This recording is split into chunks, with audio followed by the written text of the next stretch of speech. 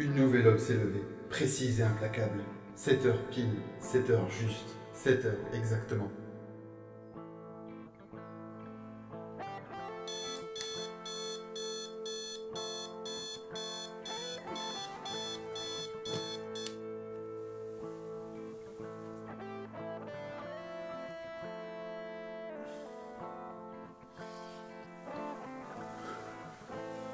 Le réveil programmé de Vincent remplit son office. Il s'étire méthodiquement, muscle après muscle, et il a déjà intégré les paramètres horaires. Vincent pose une main ferme et précise sur la porte droite de l'armoire. Il saisit précautionneusement les vêtements prévus.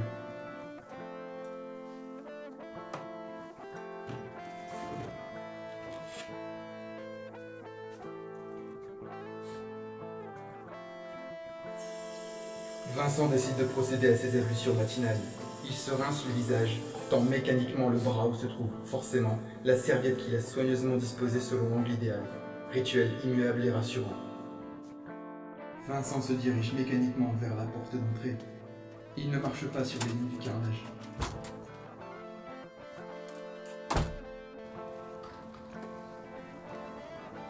Vincent est concentré sur la fonction que doit remplir cette journée. Ressembler à tous les étudiants et aller à l'université. Il évite toute manifestation déplacée d'une quelconque variable d'ordre sentimental. La vie de Vincent est réglée.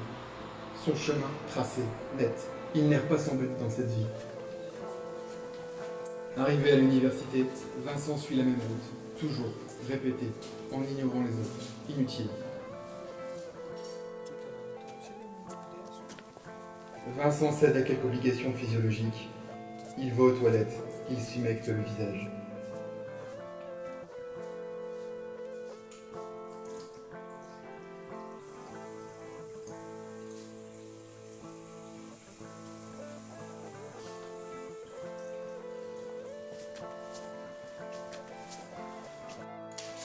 Dans la salle de cours, Vincent rejoint sa place aux côtés d'autres étudiants.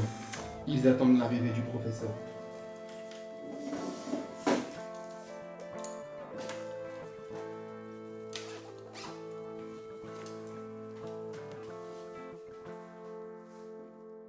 Vincent rentabilise au maximum sa présence en cours. Il écoute, il questionne, il participe. Il ne laisse pas faiblir son attention. Vincent cède de nouveau à des obligations physiologiques. Il mange, seul. Le reste de la journée, Vincent va suivre les cours et prendre des notes.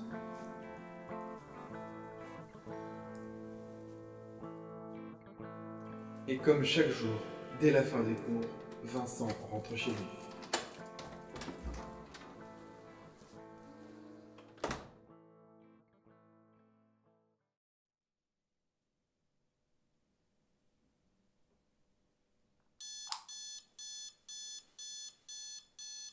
Le réveil sonne. Vincent enregistre immédiatement ses 2 minutes de retard. Il faut combattre cette intrusion du hasard dans l'ordre mécaniquement contrôlé des choses. Ne pas être en retard.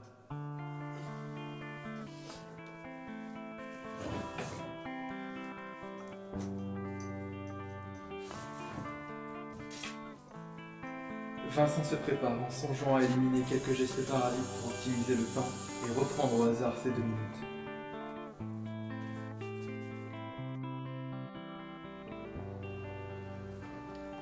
Vincent regarde sa montre et accélère le pas. Il sent une légère sueur lui humidifier le dos. Le réveil n'a pas sonné à l'heure habituelle.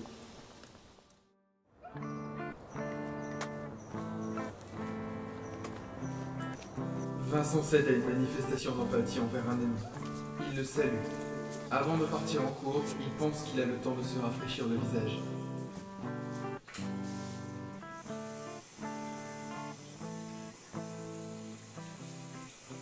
En sortant des toilettes, Vincent retourne en cours.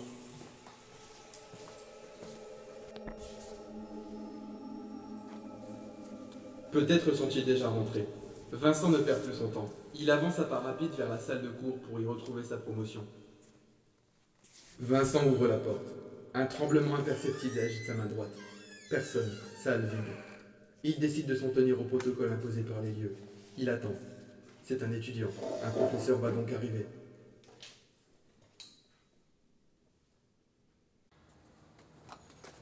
Submergé d'angoisse, Vincent voudrait trouver une réponse. L'imprévu doit quand même avoir une raison. Il prend la porte sur sa droite pour rejoindre son département.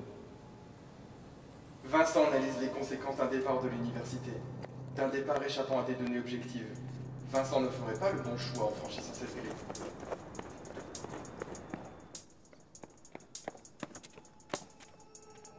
Vincent, que t'arrive-t-il? Le plan ne te permet pas ces bouffées délirantes de subjectivité. Tu n'as pas le choix, tu ne peux pas faire ça. Il n'y a pas de place pour le hasard dans ce plan majeur. Ce n'est ni possible, ni envisageable. Vincent est persuadé qu'il peut décider. De nouveau, encore. Il n'en fait qu'à sa tête en pantin risible. Tu n'as pas d'alternative, Vincent. Tu ne me laisses pas le choix. Si tu refuses ton destin, il va devoir venir à toi. Jouons quart de ton et demi-soupir. On va tripler les croches. Danse. Rentre en classe. Remets les choses en ordre. Joue sur le temps. Tu croyais quoi, Vincent? Tu t'es permis de penser que tu avais de l'imagination? Tu t'es permis de croire à une destinée? Rentrer chez toi pour tout oublier et faire comme si rien ne s'était passé? Mais que t'ai-je fait? Qu'est-ce qui ne va pas dans mon scénario? Que reproches-tu à ta vie? Pourquoi doutes-tu de mes décisions? Pourquoi martyrises-tu ton scénariste? Que veux-tu de plus? Une vie plus intéressante?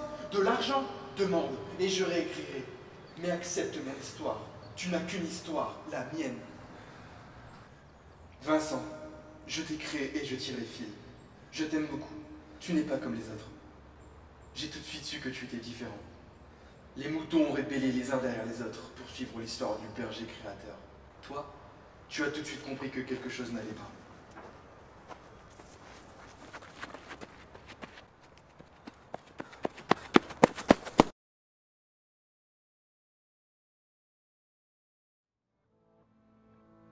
Les personnes comme toi, les sans-grades, n'ont pas de place dans mon histoire. Je vais devoir tout recommencer de zéro. Tout était si parfait, mais toi, il a fallu que tu interviennes contre le monde, ce monde que j'ai créé.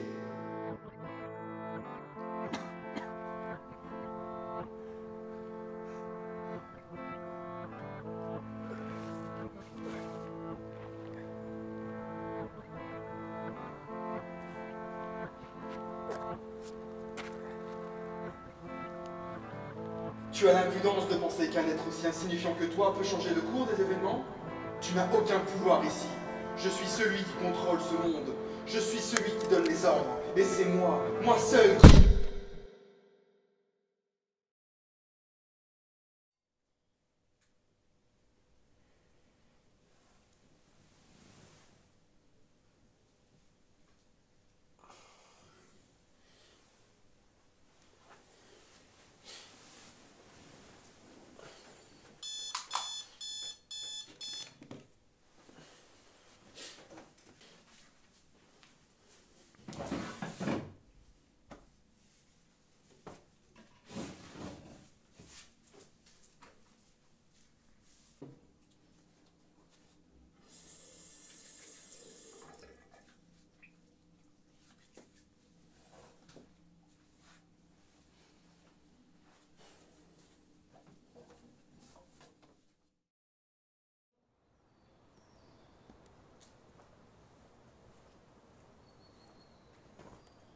Une nouvelle aube s'est levée, précise et implacable.